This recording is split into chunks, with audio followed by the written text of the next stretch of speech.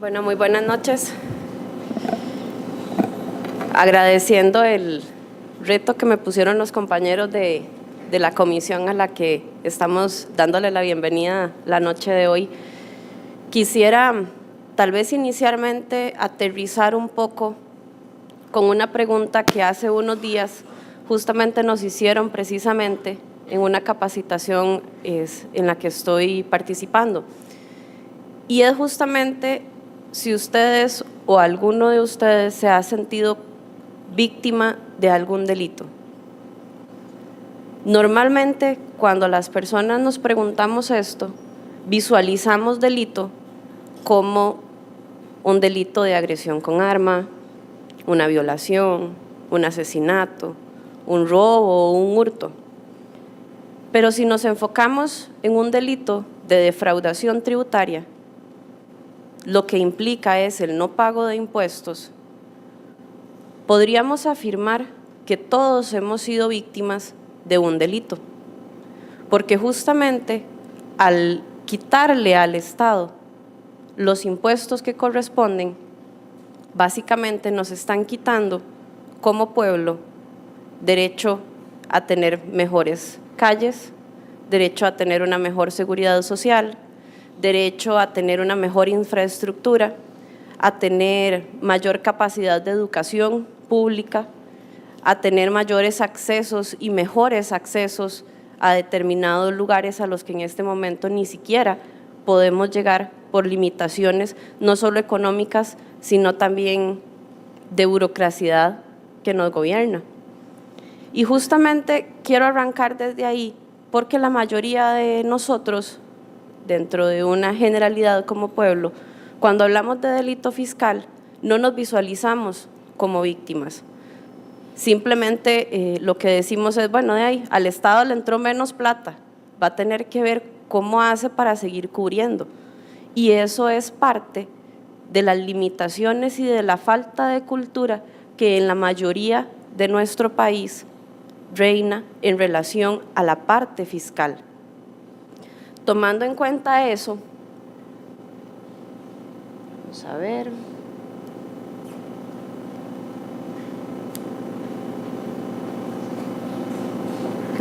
Ok, gracias. Tendríamos que entrar a analizar, tomando en consideración esta parte del no pago de los impuestos, es básicamente, en resumen, lo que podríamos delimitar como una defraudación fiscal. Si la quisiéramos ver a pequeña o a mediana escala, al fin y al cabo es no pagar el impuesto correspondiente. Ese no pago del impuesto correspondiente puede ser sancionado por el Estado. Y esa posibilidad de sanción viene desde una facultad ya muy antigua, establecida a través del ius poniendi, que se le establece o que se le otorga como facultad al Estado para sancionar aquellas actuaciones, conductas o actividades que vengan en contra de su desarrollo o de su gestión. Esta facultad estatal de sancionar se visualiza a través de una política legislativa. Creo que la mayoría tenemos el conocimiento o hemos escuchado por ahí que no podemos sancionar o que no hay sanción si no hay una ley previa. Y justamente esa política legislativa es lo que viene a delimitar no solo cuáles van a ser las conductas que se van a sancionar, sino además cuáles son las sanciones que se van a imponer en esa materia. Si eso lo seguimos aterrizando a la parte tributaria, nos vamos a ver en una doble línea, en una línea de infracciones administrativas que quedan en el seno de la administración tributaria y en una línea de delitos fiscales que ya pasan a ser básicamente seguidos o perseguidos por el Ministerio Público, concretamente por las fiscalías correspondientes. En este caso concreto, para la materia tributaria, la Fiscalía de Delitos Económicos, Tributarios y Propiedad Intelectual. Creo que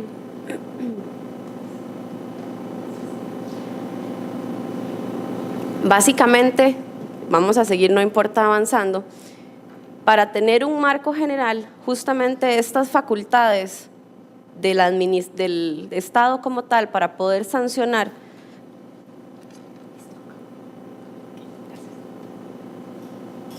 se ven limitadas en 4 esenciales aspectos que deben de ser tomados en consideración no solo para la materia administrativa, sino también para la materia penal o la fase judicial. Y son básicamente el principio de legalidad, artículo 39 de nuestra Constitución Política, que esencialmente lo que nos viene a delimitar es que no vamos a poder sancionar a nadie si no existe una ley previa que regule y que establezca cuál es la conducta que tengo que sancionar. Si lo vemos como los delitos normales o convencionales a los que estamos acostumbrados, si mato a alguien, dependiendo de la gravedad del asesinato, pues voy a ir a la cárcel. Y ese tipo de aspectos, cuando lo aterrizamos en materia penal, para la materia tributaria es, si usted no paga los impuestos, va a tener consecuencias. Hablemos de multas o hablemos incluso de prisión si llegamos a delimitar un delito fiscal como tal. Aunado a eso, tenemos el respeto al principio de la culpabilidad, que igualmente está establecido en nuestro artículo 39 y incluso se recoge en el artículo 66, si lo vamos enmarcando, en el Código de Normas y Procedimientos Tributarios, que es el que regula para efectos tributarios la materia sancionadora, no solo administrativa, sino también la penal. Paralelo a ello o de la mano, tenemos el principio del non bis in idem y el principio de no autoincriminación. Voy a referirme nada más 2 segundos para dejar la bola picando, porque justamente este último principio de no autoincriminación actualmente es un principio que está haciendo mucha boga dentro de los procedimientos de la administración tributaria, la obtención de la prueba para la administración tributaria y el traslado justamente, que es básicamente el tema que nos ocupa hoy, de esta infracción administrativa a la parte penal. ¿Por qué? Porque normalmente cuando la administración detecta que no hay pago de impuestos, está en el desarrollo de un procedimiento administrativo que se efectúa por funcionarios, valga la redundancia, de la administración tributaria. Estos funcionarios recogen información del contribuyente y de terceras personas, y es con base en esta información que se obtiene que eventualmente empieza a visualizar la existencia de posibles indicios que delimiten la constitución de un delito o la comisión de un delito tributario.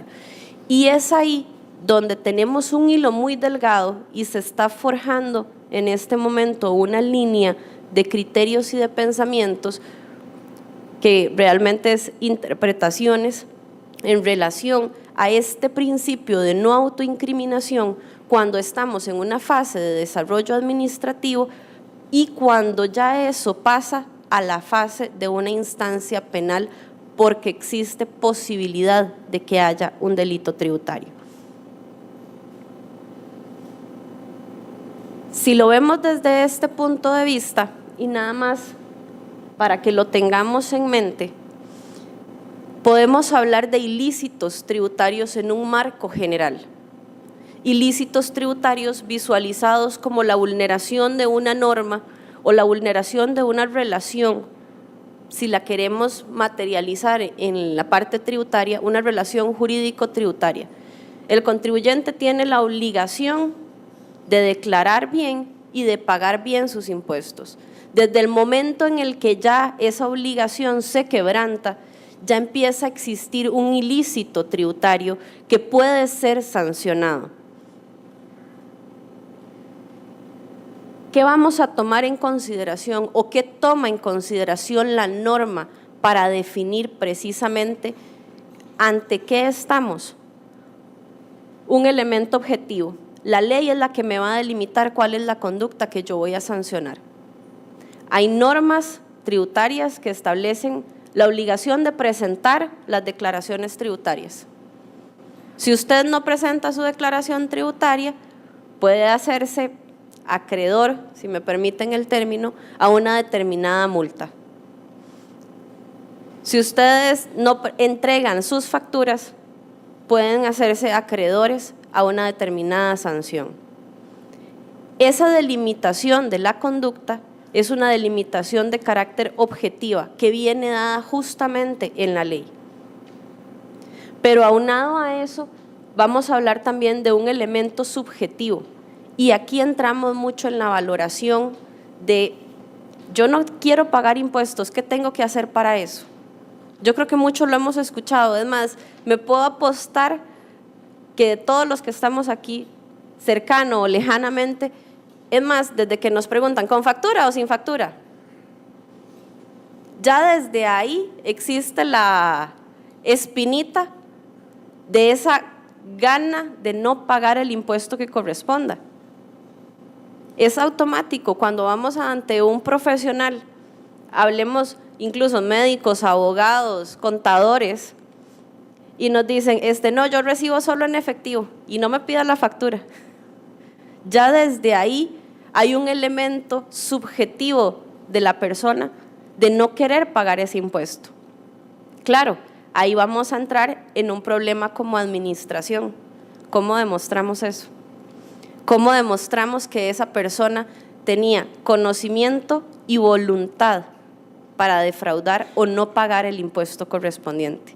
Y ahí es donde empezamos y donde han tenido la batalla en sede judicial, precisamente todo el análisis y toda la visión de poder delimitar esa voluntad y ese conocimiento de no querer pagar impuestos.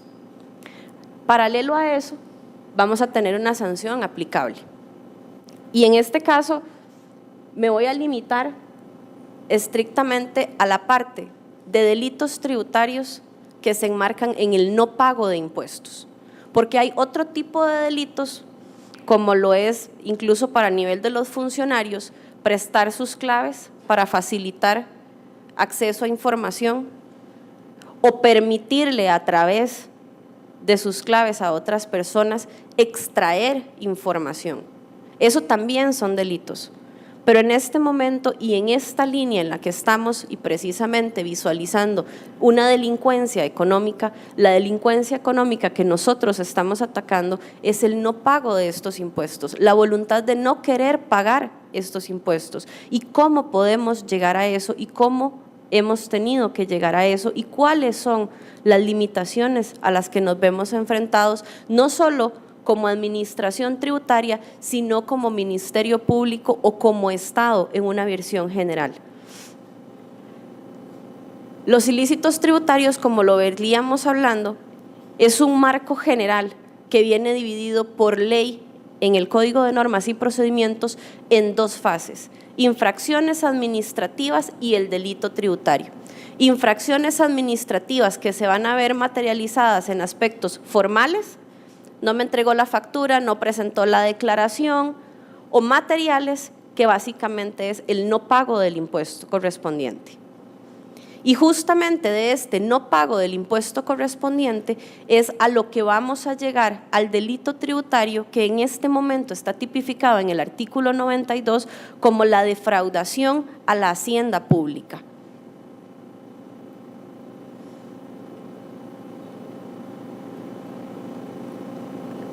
Si nos quedamos en la fase de la infracción administrativa, estaríamos enfocándonos únicamente en un procedimiento administrativo que va a tener una sanción que es normalmente pecuniaria. Hablamos de una multa como tal.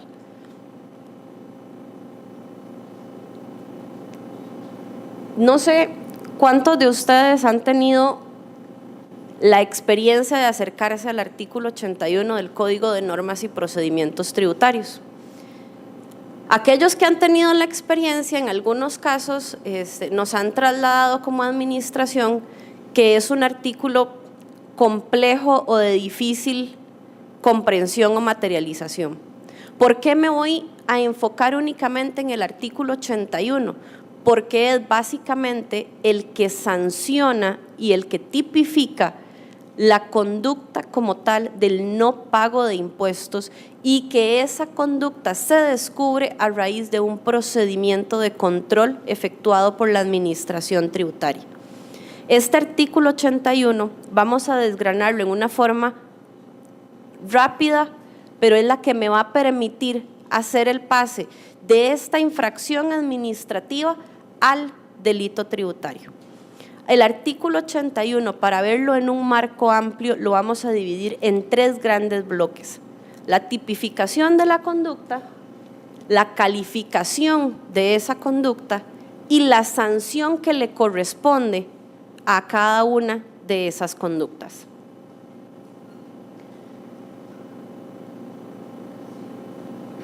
La tipificación como tal de la conducta, el artículo 81 me la delimita básicamente en 3 grandes conductas: no pagar los impuestos, solicitar devoluciones o compensaciones que no procedan u obtener compensaciones o devoluciones que no procedan. Si nos quedamos en la primera, el no pago de impuestos, la ley me determina que puede darse mediante 2 vías. O yo no presento la declaración tributaria del todo, o la presento, pero la presento con ciertas inexactitudes. Y la misma norma me dice qué vamos a entender por esas inexactitudes. Y son básicamente esos 3 aspectos que me delimitan acá abajo: datos falsos, incompletos o inexactos, diferencias aritméticas o retenciones que debió de haber hecho y no hizo, o que las hizo por montos menores, o que las hizo pero no se las entregó al contribuyente. En cualquiera de esas 3 modalidades, ¿qué es lo que se está significando?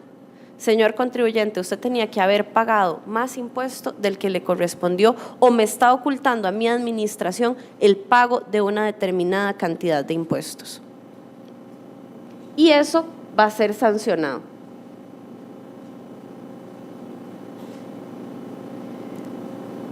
La calificación como tal, justamente, de esas conductas viene delimitada en 3 grados o en 3 rangos, dados específicamente y explícitamente por la ley. Va a ser leve y, si me perdonan el término, básicamente con el solo hecho de que usted no haya presentado su declaración o haya presentado su declaración en una forma inexacta, de acuerdo a lo que estábamos viendo en la diapositiva anterior, ya eso es una sanción mínima de una calificación de leve que implica una multa del 50% de la base de la sanción. ¿Qué es el 50% de la base de la sanción o cuál es la base de la sanción? La base de la sanción es el impuesto que usted dejó de pagar. ¿Qué quiere decir con esto? La Administración Tributaria efectúa un procedimiento de control y dentro del procedimiento de control delimita que usted no le pagó 1,000 colones a la administración y le está cobrando esos 1,000 colones por impuesto que no canceló. La base de la sanción son esos 1,000 colones. ¿Eso qué significa?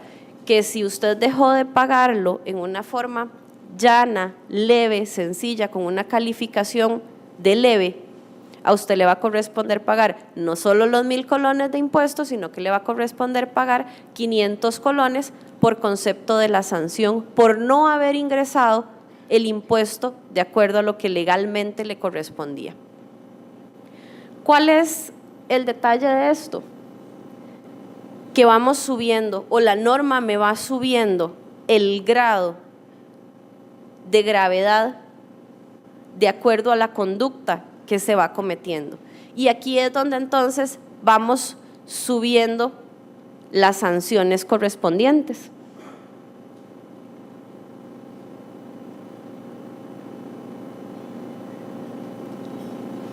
Cuando la calificación de la conducta ya no es leve, sino que es grave, y grave para la norma significa que usted me está, contribuyente, ocultando datos, ya sea porque me está creando hechos que no existen, porque me está ocultando hechos que no existen, o porque está estableciendo importes falsos que no corresponden. Ya si lo vemos desde acá, existe o empieza a desarrollarse una materialidad para que la norma o el contribuyente pueda lograr no pagar el impuesto. Ya no es algo tan simple, ni tan llano, ni tan claro. Ya empieza a haber toda una articulación para poder lograr pagar menos impuesto. Si lo quisiéramos ver de cierto modo, cuando yo establezco más gastos de los que me corresponden y para establecer esos gastos de más que me corresponden, me invento facturas. Ya esa invención de las facturas, por decirlo así, lleva un plus. O sea, ya usted tiene que hacer algo más. Ya usted está induciendo definitivamente en un error a la administración.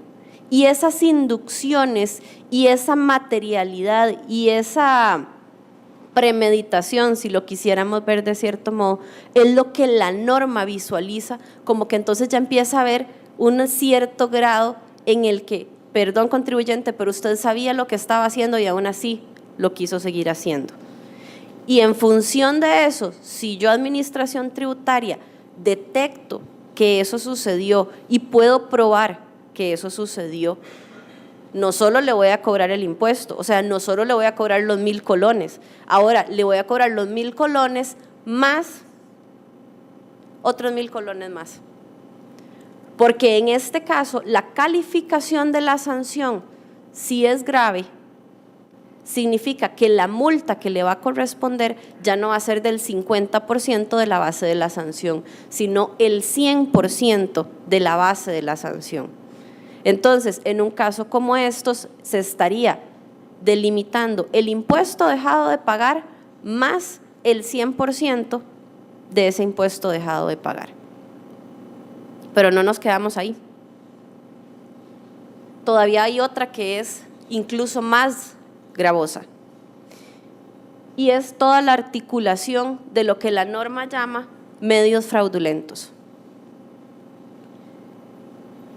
¿Y qué son medios fraudulentos?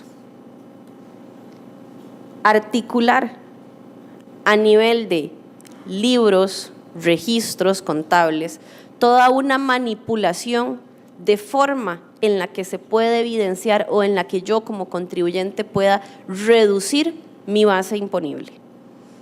Entre menos base imponible yo tenga, menos impuesto voy a pagar. ¿Eso qué quiere decir? O declaro menos ingresos o me invento todos los gastos que pueda. La intención es llegar a casi cero de mi base imponible para que mi impuesto sea básicamente cero o nulo, o lo más pequeño o lo más reducido posible. ¿Y cómo se hace eso? Me invento proveedores, o me escondo, o digo que no son ventas. Es conocido el fraude inmobiliario cuando se vendían las fincas diciendo que no eran ventas, eran meros traspasos de acciones, cuando realmente lo que están haciendo es vender las fincas. Ah, no, pero es que yo no vendí nunca la finca lo que hice fue trasladarle las acciones. Perdón, el nombre es básicamente diferente, pero la esencia es exactamente la misma. Usted me está diciendo que usted no está vendiendo la finca porque sabe que el ingreso o la utilidad que tendría que percibir por eso, tendría que pagar impuestos. Y para todo eso, precisamente, desarrollan toda una articulación que en este momento la norma lo objetiviza y lo delimita como conductas muy graves. Y en este caso, ¿qué es lo que sucede? Que ya la multa no es del 100, es del 150% sobre la base de la sanción. Y aquí entonces seguimos. Ya no voy a cobrar no solo los 1,000 colones de impuesto que me dejó de pagar, sino que además, por la gravosidad de su conducta y todo el despliegue que usted hizo para no pagarme esos 1,000 colones, le voy a cobrar 1,500. Entonces, me debe los 1,000 del impuesto más 1,500 de sanción. ¿Cuál es el detalle y el hilo delgado en esta línea? que la norma me establece que si la calificación es de grave o de muy grave y la base de la sanción supera los 500 salarios base, entonces estamos ante un delito tributario. Y aquí se corta entonces el procedimiento como tal para la administración. ¿Qué significa esto? Que si ya la administración tiene indicios de que el impuesto dejado de pagar, la conducta es grave o muy grave y el impuesto supera los 500 salarios base, ya la administración no puede continuar con el procedimiento ella y tiene que paralizar el procedimiento en sede administrativa y proceder a presentar la denuncia ante el Ministerio Público, en este caso ante la Fiscalía de Delitos Económicos, para que sean ellos los que continúen con el procedimiento. ¿Por qué? Porque la sanción ante un delito de defraudación fiscal, ya no solo estamos hablando del impuesto dejado de pagar, estamos hablando de un delito que se sanciona con de 3 a 5 años, de 5 a 10 años de cárcel, de acuerdo a lo que establece el artículo 92 del Código de Normas y Procedimientos.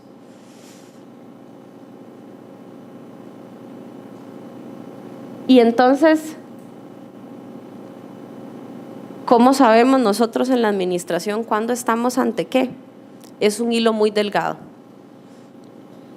Porque cuando estamos en un proceso de investigación y se está recabando la información y podemos empezar a pensar que es probable que exista una defraudación, automáticamente tenemos que paralizar la investigación nosotros y proceder a informarle al Ministerio Público para que ellos continúen con la investigación.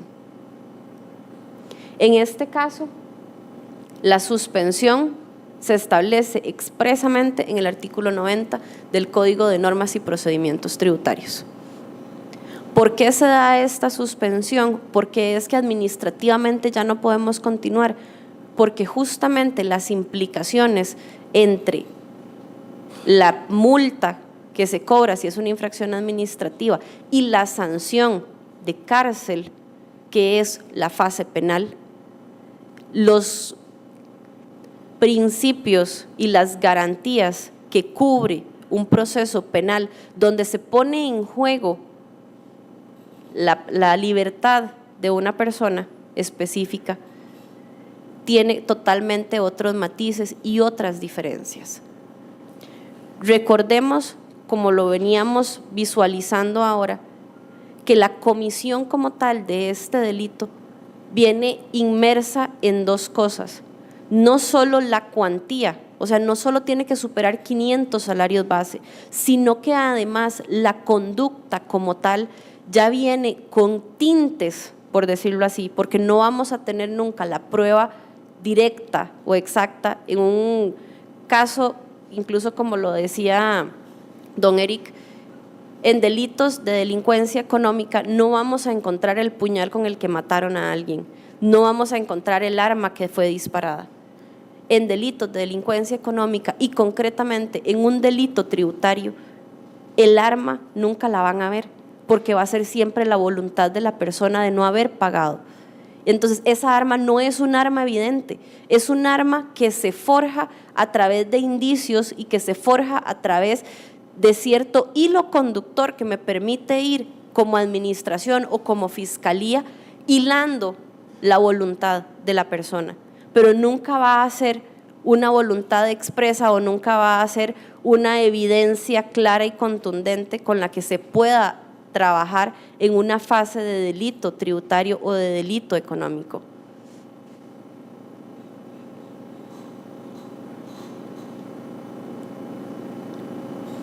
Si quisiéramos desgranar el artículo 92 en una forma muy general en el marco de delito tributario, ¿qué es lo que me enmarca?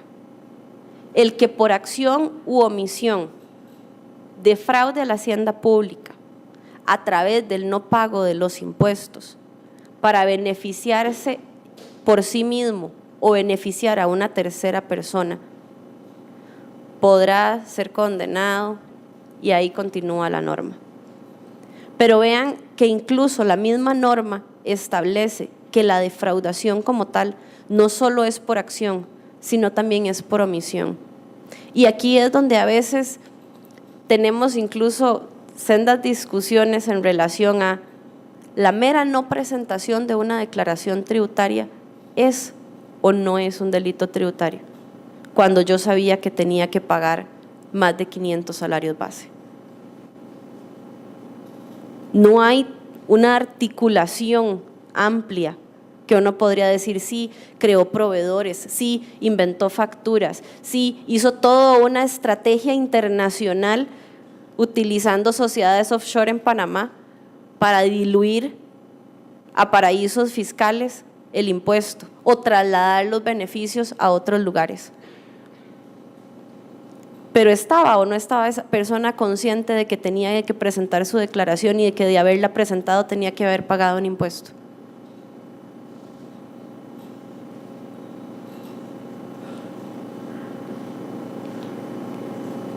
Concretamente,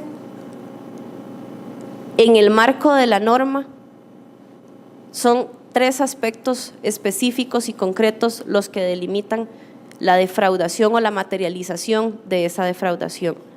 Y es el no pago de los impuestos, de las cantidades que debieron de haber retenido y no retuvieron, y la obtención indebida de devoluciones. Nada más para que se hagan a una idea, actualmente el salario base para este año 2017 asciende a 426.500 colones. 500 salarios base significan 213.000 millones de colones.